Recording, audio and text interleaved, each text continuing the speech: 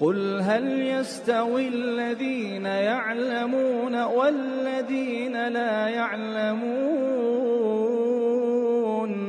السلام عليكم ورحمة الله وبركاته الحمد لله رب العالمين والصلاة والسلام على أشرف الأنبياء والمرسلين نبينا محمد وعلى آله وأصحابه أجمعين أما بعد عن ابن عمر رضي الله تعالى عنهما قال قال رسول الله صلى الله عليه وسلم بني الإسلام على 5 شهادة أن لا إله إلا الله وأن محمدا عبده ورسوله إلى آخر الحديث সম্মানিত দিনদার ইমানদার ভাই বোনেরা,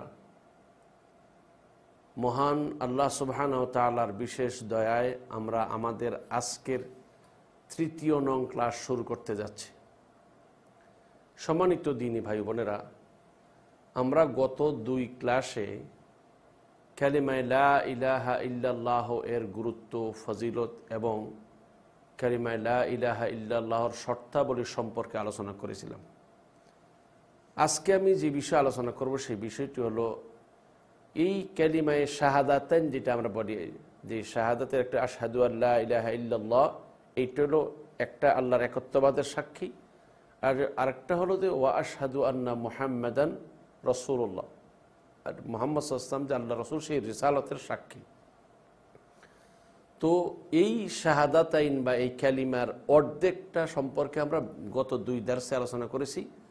আজকের এই দার্সে, আজকের এই ক্লাসে মুহাম্মাদুর রাসূলুল্লাহ এই সম্পর্কে আমরা সংক্ষিপ্ত আলোচনা করব। প্রথম অর্থাৎ আমাদের আগে জানতে হবে যে মুহাম্মাদুর রাসূলুল্লাহ এই শব্দটি বলে যে আমরা যে সাক্ষ্য দিই যে মুহাম্মদ সাল্লাল্লাহু আলাইহি ওয়াসাল্লাম আল্লাহর রাসূল, এই সাক্ষ্য দেওয়ার অর্থ কী? সম্মানিত দিন ভাইরা, প্রথমে এই সাক্ষ্য দেওয়ার মানে হলো বা অন্তঃস্থল থেকে প্রতিটি মুমিন এই বিশ্বাস স্থাপন করবে যে মুহাম্মদ সাল্লাল্লাহু আলাইহি ওয়াসাল্লাম আল্লাহ সুবহানাহু ওয়া তাআলা কর্তৃক প্রেরিত রাসূল।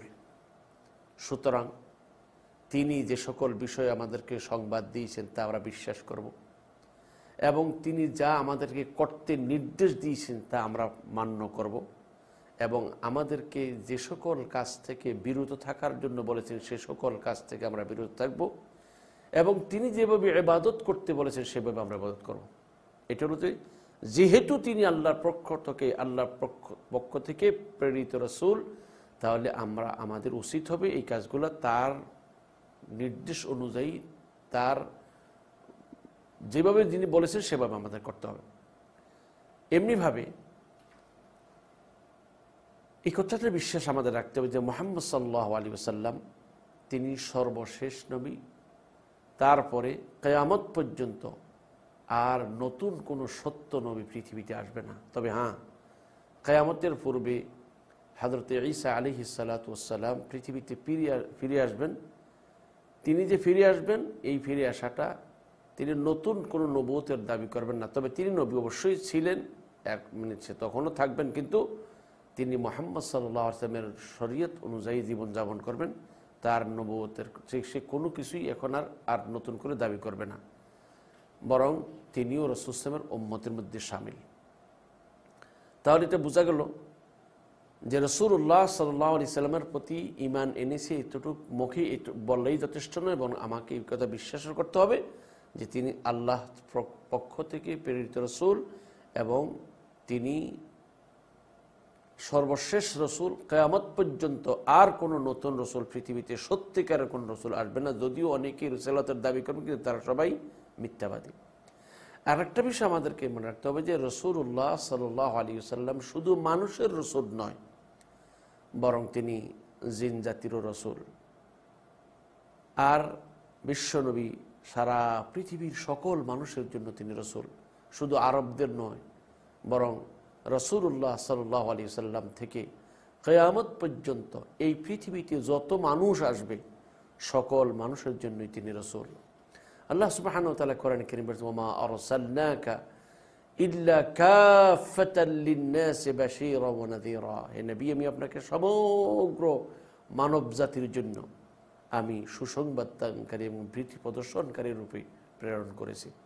তাইলে রাসূলুল্লাহ সাল্লাল্লাহু আলাইহি ওয়াসাল্লাম কিয়ামত পর্যন্ত আনেওয়ালা সকল মানুষের জন্য তিনি রাসূল, আর তিনি বিশ্ব নবী।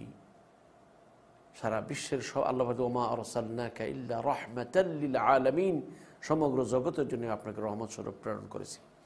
সম্মানিত দিনী ভাইরা, এবার আসুন রাসূলুল্লাহ সাল্লাল্লাহু আলাইহি ওয়াসাল্লামকে আল্লাহর রাসূল বলে স্বীকৃতি দেওয়ার সাথে সাথে আমাদের জন্য 6টি কাজ জরুরি হবে।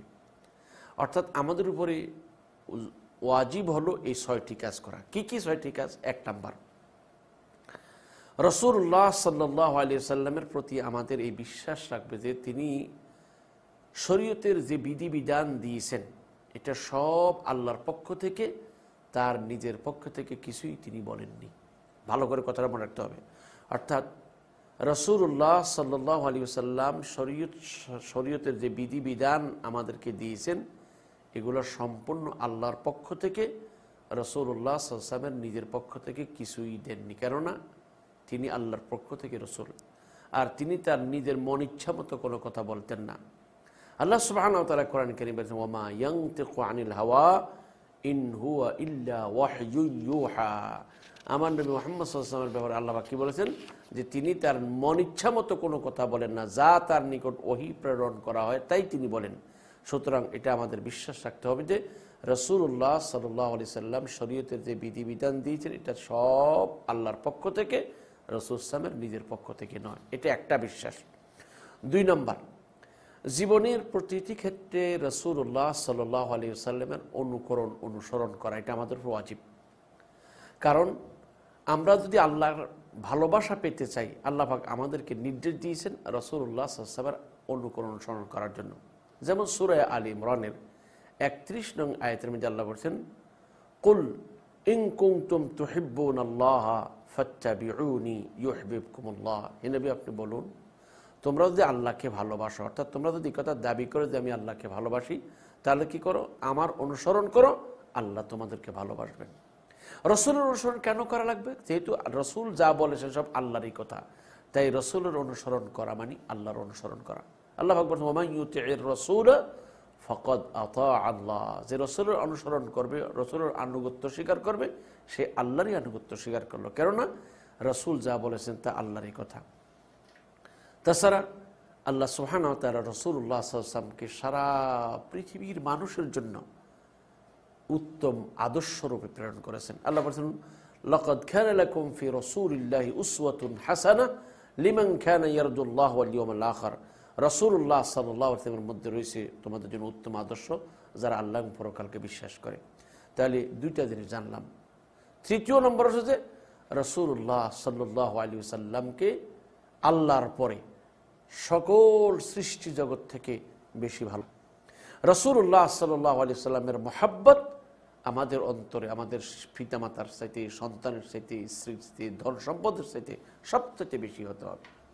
আল্লাহ রাব্বুল ইজ্জাতুল জালাল কোরআনে কারীম বলেছেন কুল ইন কানা আবাউকুম ওয়া আবনাউকুম ওয়া ইখওয়ানুকুম ওয়া আজওয়াজুকুম ওয়া আশীরাতুকুম ওয়া আমওয়ালুন ইকতারাফতুমুহা ওয়া তিজারাতুন তাখশাউনা কাসাদাহা ওয়া মাসাকিনু তারদাউনাহা আহাব্বা ইলাইকুম মিনাল্লাহি ওয়া রাসূলিহি ওয়া জিহাদিন ফি সাবিলিহি ফাতারাব্বাসু হাত্তা ইয়াতিয়াল্লাহু বিআমরিহি ওয়াল্লাহু লা ইয়াহদিল কওমাল ফাসিকিন।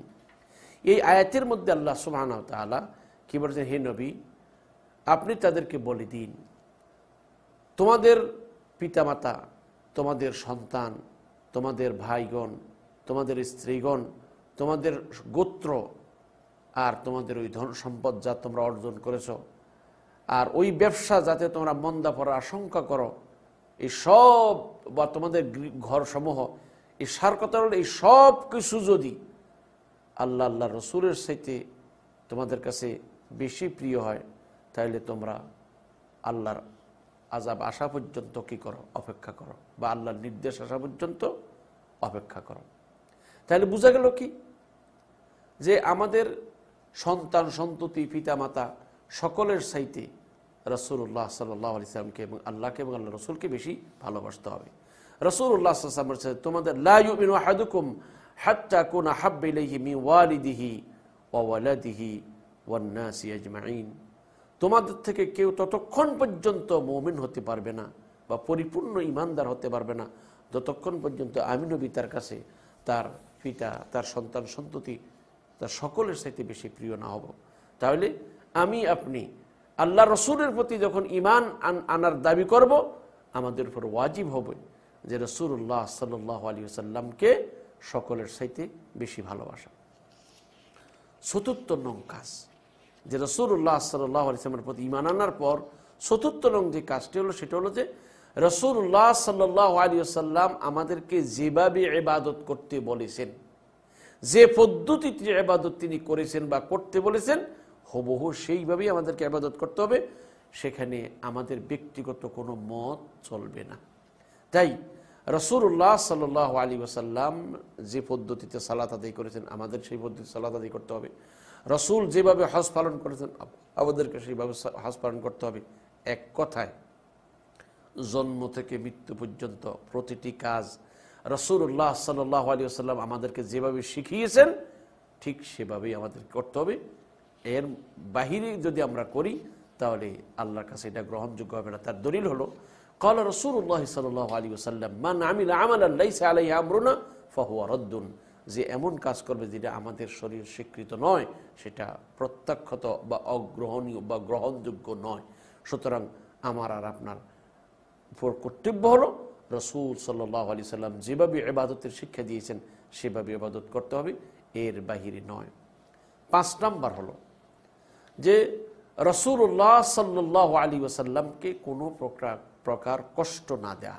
অর্থাৎ রাসূলুল্লাহ সাল্লাল্লাহু আলাইহি ওয়াসাল্লাম যে আল্লাহ সুবহানাহু ওয়া তাআলা যে মহান মর্যাদা দিয়েছেন, তার মর্যাদা ক্ষুণ্ণ হয় এমন কোনো কথা, কাজ, আচরণ আমাদের কাছ থেকে যেন কখনো না হয়। কেননা তিনি আল্লাহর পরে সর্বোচ্চ সম্মানের অধিকারী, সৃষ্টি জগতের সর্বশ্রেষ্ঠ মর্যাদার অধিকারী। সুতরাং আল্লাহ সুবহানাহু ওয়া তাআলার পরে রাসূলুল্লাহ সাল্লাল্লাহু আলাইহি ওয়াসাল্লামের মর্যাদা সর্বশ্রেষ্ঠ। তাই রাসূলুল্লাহ সাল্লাল্লাহু আলাইহি ওয়াসাল্লামের মর্যাদা ক্ষুণ্ণ হয় এমন কোনো কথা ও কাজ যেন কারো দ্বারা কখনো সংঘটিত না হয়। আল্লাহ রাব্বুল ইজ্জত বলেছেন ওয়াল্লাযীনা ইউযুনা রাসূলাল্লাহি লাহুম আযাবুন আলীম, যারা আল্লাহ রসুলকে কষ্ট দেয় তাদের জন্য রয়েছে যন্ত্রণাদায়ক শাস্তি। এখন রাসূল সাল্লামকে কষ্ট দেওয়ার বলতে আমরা কি বুঝি? 1 নম্বর, তার ব্যক্তিত্ব, তার যে সম্মান, এগুলার প্রতি আমাদের অবশ্যই শ্রদ্ধাবোধ থাকবে। তার শানে এমন কোনো কথা বলা যাবে না যে কথার দ্বারা তার সম্মান ক্ষুণ্ণ হয়, মান সম্মান নষ্ট হয়। এবং তার সুন্নত, তার যে আদর্শ যেগুলো আছে এগুলোর সাথে কখনো বিদ্রোহ করা যাবে না। এবং তার পরিবার পরিজন সাথে কোনো রকমের কোনো মন্দ আচরণ করা যাবে না। যদি কেউ করে তাহলে এই সবগুলোই রাসূলুল্লাহ সাল্লাল্লাহু আলাইহি ওয়াসাল্লামের সাথে ঠাট্টা বিদ্রুপ করা, রসুলের সুন্নতকে নিয়ে ব্যঙ্গ করা, এই সবগুলা রসুলকে কষ্ট দেওয়ার মধ্যে শামিল। 6 নম্বর এবং শেষ যে বিষয়টি হলো যে রাসূলুল্লাহ সাল্লাল্লাহু আলাইহি ওয়াসাল্লামের প্রতি অধিক পরিমাণে সালাত ও সালাম পাঠ করা, অর্থাৎ রাসূলুল্লাহ সাল্লাল্লাহু আলাইহি ওয়াসাল্লামের দরুদ পাঠ করা বেশি বেশি করে। কারণটা কি? কেননা আল্লাহ সুবহানাহু ওয়া তাআলার পর এই উম্মতের প্রতি রাসূলুল্লাহ সাল্লাল্লাহু আলাইহি ওয়াসাল্লামের অবদান অনেক বেশি। আল্লাহ তো স্রষ্টা, তার সৃষ্টি আমরা অবশ্যই, কিন্তু এই সৃষ্টি জগতে আমাদের কল্যাণের জন্য মুহাম্মদ রাসূলুল্লাহ সাল্লাল্লাহু আলাইহি ওয়াসাল্লাম যে ত্যাগ স্বীকার করেছেন তার তুলনা হয় না। তিনি যে অক্লান্ত পরিশ্রম করেছেন উম্মতের নাজাতের জন্য, তাই উম্মতের কর্তব্য হলো সেই নবীর শুকরিয়া আদায় স্বার্থে বেশি বেশি করে তার প্রতি দুরূদ পাঠ করা। তাই আল্লাহ সুবহানাহু ওয়া তাআলা কোরআনে কারিমে ইন্নাল্লাহা ওয়া মালাইকাতাহু ইউসাল্লুনা আলান নবী ইয়া আইয়ুহাল্লাযীনা আমানু সাল্লু আলাইহি ওয়া সাল্লিমু তাসলিমা। আল্লাহ পাক ঈমানদার বলছে, হে ঈমানদারগণ, আল্লাহ পাক বলছে ইন্নাল্লাহা ওয়া মালাইকাতাহু, নিশ্চয়ই আল্লাহ এবং তার ফেরেশতা, আল্লাহ তার নবীর প্রতি অনুগ্রহ করেন এবং ফেরেশতাগণ নবীর জন্য আল্লাহর নিকট অনুগ্রহের প্রার্থনা করেন। আল্লাহ বলেন ইয়া আইয়ুহাল্লাযীনা আমানু, হে ঈমানদারগণ, সাল্লু আলাইহি, তোমরা তার প্রতি অনুগ্রহের জন্য দোয়া করো এবং তার প্রতি যথাযথ সালাম প্রেরণ করো। তাহলে বোঝা গেল যে রাসূলুল্লাহ সাল্লাল্লাহু আলাইহি ওয়াসাল্লামের হকুকের মধ্যে একটি হক হলো যে আমরা রাসূলুল্লাহ সাল্লাল্লাহু আলাইহি ওয়াসাল্লামের প্রতি বেশি বেশি করে দুরূদ পাঠ করব। তাছাড়া রাসূলুল্লাহ সাল্লাল্লাহু আলাইহি ওয়াসাল্লামের প্রতি দুরূদ পাঠকারী যে আছে সেটা সেই লাভবান। কেননা আল্লাহ রসুল বলছেন, মান সাল্লা আলাইয়া সালাতান সাল্লাল্লাহু আলাইহি বিহা আশরা, যে ব্যক্তি একবার রাসূলুল্লাহ সাল্লাল্লাহু আলাইহি ওয়াসাল্লামের প্রতি দুরূদ পাঠ করবে, আল্লাহ সুবহানাহু ওয়া তাআলা তার প্রতি 10 বার রহমত নাজিল করবেন। এছাড়া আরো অনেক বিশুদ্ধ হাদিস রয়েছে। সুতরাং রাসূলুল্লাহ সাল্লাল্লাহু আলাইহি ওয়াসাল্লামের প্রতি দুরূদ পাঠ করার মাধ্যমে একদিকে যেমন আমরা রাসূলুল্লাহ সাল্লাল্লাহু আলাইহি ওয়াসাল্লামের প্রতি ভালোবাসার প্রকাশ করব, অপরদিকে আমরা নিজেরাও অধিক সওয়াবে ধন্য হব। এখন আসুন সর্বশেষ যে কথাটা বলবো, যে রাসূলুল্লাহ সাল্লাল্লাহু আলাইহি ওয়াসাল্লামের প্রতি দুরূদ পাঠ করব কিভাবে। তার উত্তর হলো যে রাসূলুল্লাহ সাল্লাল্লাহু আলাইহি ওয়াসাল্লাম বিভিন্ন বিশুদ্ধ হাদিসের মধ্যে যে আমাদেরকে সালাত আর রাসূলের প্রতি দুরূদ পাঠ করার যে নমুনা, যে সিস্টেম, যে পদ্ধতি শিক্ষা দিয়েছেন, সেই শব্দের মাধ্যমে সেই পদ্ধতিতে আমরা দুরূদ পাঠ করব। যেমন আমরা 5 ওয়াক্ত সালাতের মধ্যে দুরূদ পাঠ করি, আল্লাহুম্মা সাল্লি আলা মুহাম্মদ ওয়া আলা আলি মুহাম্মদ কামা সাল্লাইতা আলা ইব্রাহিম ওয়া আলা আলি ইব্রাহিম ইন্নাকা হামিদুম মাজিদ, আল্লাহুম্মা বারিক আলা মুহাম্মদ ওয়া আলা আলি মুহাম্মদ কামা বারাকতা আলা ইব্রাহিম ওয়া আলা আলি ইব্রাহিম ইন্নাকা হামিদুম মাজিদ। এইভাবে আরো অনেকগুলো বিশুদ্ধ হাদিস রয়েছে। তাই আমরা নিজেরা বানিয়ে বানিয়ে নবীর প্রতি দুরূদ পাঠ না করে, বরং নবী আমাদেরকে যে পদ্ধতিতে দুরূদ পাঠ করতে বলেছেন, যে শব্দ দ্বারা দুরূদ পাঠ করতেন, আসুন আমরা সেই শব্দের দ্বারাই দুরূদ পাঠ করার চেষ্টা করি। মহান আল্লাহ তাআলার নিকট প্রার্থনা করছি তিনি যেন আমাদের এই কথাগুলো বুঝার এবং সেই অনুযায়ী আমল করার তৌফিক দান করেন। প্রিয় দিনী ভাইয়েরা, এইসব কথাগুলো বলার উদ্দেশ্য হলো যে আসলে আমরা যাতে নিজেরা যেন রসুল সম্পর্কে যথাযথ জ্ঞান অর্জন করে রসুলকে ওইভাবে ভালোবাসতে পারি এবং আমরা যেন সত্যিকারের নবী প্রেমিক হতে পারি। আর দিন মোতাবেক চলতে হলে, আল্লাহর সান্নিধ্য লাভ করতে হলে, আল্লাহর প্রিয় পাত্র হতে হলে রাসূলুল্লাহ সাল্লাল্লাহু আলাইহি ওয়াসাল্লামের অনুকরণ অনুসরণ ব্যতীত অন্য কোনো পথ নেই। তাই আমি সকল ভাই বোনদেরকে বলবো, আসুন আমরা সবাই চেষ্টা করি জীবনের প্রতিটি ক্ষেত্রে রাসূলুল্লাহ সাল্লাল্লাহু আলাইহি ওয়াসাল্লামের অনুকরণ অনুসরণ করার মাধ্যমে ইহজগতের শান্তি, পরজগতের মুক্তি লাভ করার চেষ্টা করি। আল্লাহ আমাদের সকলকে কবুল করেন, আমিন। ওয়া আখিরু দাওয়ানা আনিল হামদুলিল্লাহি রাব্বিল আলামিন। আসসালামু আলাইকুম ওয়া রাহমাতুল্লাহি ওয়া বারাকাতুহু। قل هل يستوي الذين يعلمون والذين لا يعلمون